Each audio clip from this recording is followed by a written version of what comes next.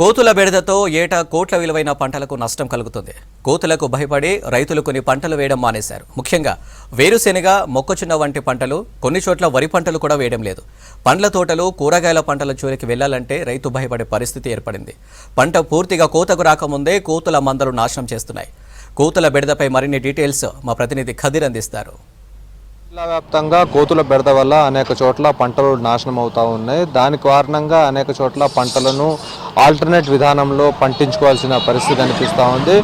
ప్రతి చోట కూడా కోతుల బెడద ఎక్కువ కావడంతో స్థానిక ప్రజానీకం తీవ్ర ఇబ్బందులు ఎదుర్కొంటూ ఉంది. కోతుల వల్ల స్థానికంగా ఉన్న ప్రజలు ఇబ్బంది పడటంతో పాటు చిన్నారులను బయటికి తీసుకెళ్లాలంటేనే భయపడే పరిస్థితి కనిపిస్తూ ఉంది. రోడ్ల వెంబడి అనేక మంది చిన్నారులు స్కూల్కి వెళ్ళే సమయంలో కానివ్వండి, పెద్దవాళ్ళు ప్రతి ఒక్కళ్ళు బయటకు వచ్చే సమయంలో తీవ్ర ఇబ్బందులను ఎదుర్కొంటున్న పరిస్థితి అయితే కనిపిస్తూ ఉంది. ఇప్పుడు ప్రస్తుతం చూస్తే ఉమ్మడి జిల్లా వ్యాప్తంగా కూడా అనేక చోట్ల ఎక్కడైతే వేరుశనగ, మొక్కజొన్న ఇలాంటి ఏదైతే పంటలు ఉండో వాణిజ్య పంటలన్నీ కూడా వాటికి ఈ కోతుల కారణంగా అవి చాలా డిస్టర్బ్ అవుతూ ఉన్నాయి. ప్రత్యేకించి చూస్తే ఫుట్పాత్ల వెంబడి అనేక చోట్ల ఈ పండ్ల దుకాణం వాళ్ళు కూడా తీవ్ర ఇబ్బందులను ఎదుర్కొంటున్న పరిస్థితి. ఎక్కడైనా నిలబడాలి అంటే కూడా ఈరోజు కోతుల బెడద వల్ల చాలా ఇబ్బందులను ఎదుర్కొంటున్నారు.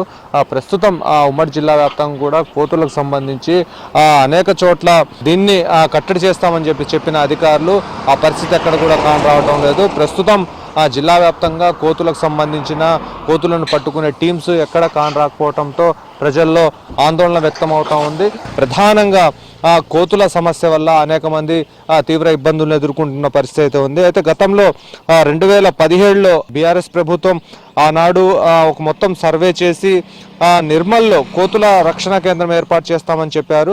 అయితే వాటిని పుట్టుకను నియంత్రిస్తున్నామని ప్రకటించారు. అయితే కానీ కేంద్రం ఇప్పుడు పనిచేయడం లేదు. దాదాపుగా 2.5 కోట్లు వ్యయం చేసి కోతులను పట్టుకొని వాటికి పిల్లలు పుట్టకుండా స్టెరిలైజ్ చేస్తున్నామని నిజామాబాద్, కరీంనగర్, మెదక్, నిర్మల్, నల్గొండ, మహబూబ్ నగర్ జిల్లాల్లో ల్యాబ్స్ ఏర్పాటు చేస్తామని ఆనాటి అటవీ శాఖ మంత్రి తెలిపారు. అయితే దానికి సంబంధించి కోతులను అడవుల్లోకి పంపడానికి పండ్ల చెట్లను నాటుతామని చెప్పారు. కానీ దాని తర్వాత వీటి బాధను తగ్గిస్తామని చెప్పేసి 2017 నవంబర్లో ప్రభుత్వం ప్రణాళిక రూపొందించింది. కానీ అది ఇంతవరకు ఆచరణ కాలేదు. దాదాపుగా కోతులతో తీవ్ర ఇబ్బందులను అయితే ఎదుర్కొంటున్న పరిస్థితి. అయితే ఒక సర్వేలో 50% కోతులకు జబ్బులు ఉన్నాయని చెప్పేసి అవి గ్రామాల్లో, పట్టణాల్లో తిరగడం ద్వారా జబ్బులు మనుషులకు కూడా వ్యాపిస్తున్నాయని కూడా తెలిసింది. అయితే ఇంత జరుగుతున్నా నాటి రాష్ట్ర ప్రభుత్వం ఏమాత్రం పట్టించుకోలేదు. అయితే ప్రస్తుతం ఈ కోతుల బెడదను ఉద్దేశించి ఈ ప్రభుత్వం ఏదైనా ఒకటి చేయాలని చెప్పేసి ప్రజలు సూచిస్తున్న పరిస్థితి కనిపిస్తూ ఉంది. ప్రస్తుతం ఈ కోతుల కారణంగా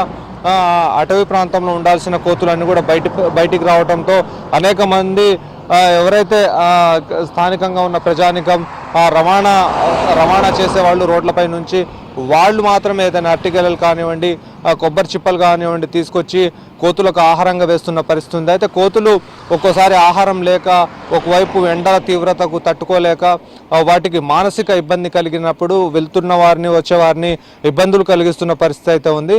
ఏదేమైనా కానీ కోతులను కట్టడి చేయాలని చెప్పేసి స్థానికంగా ఉన్న ప్రజానికం కోరుతా ఉంది. వీడియో జర్నలిస్ట్ హర్షత్తో ఖదీర్, V6 న్యూస్, ఖమ్మం.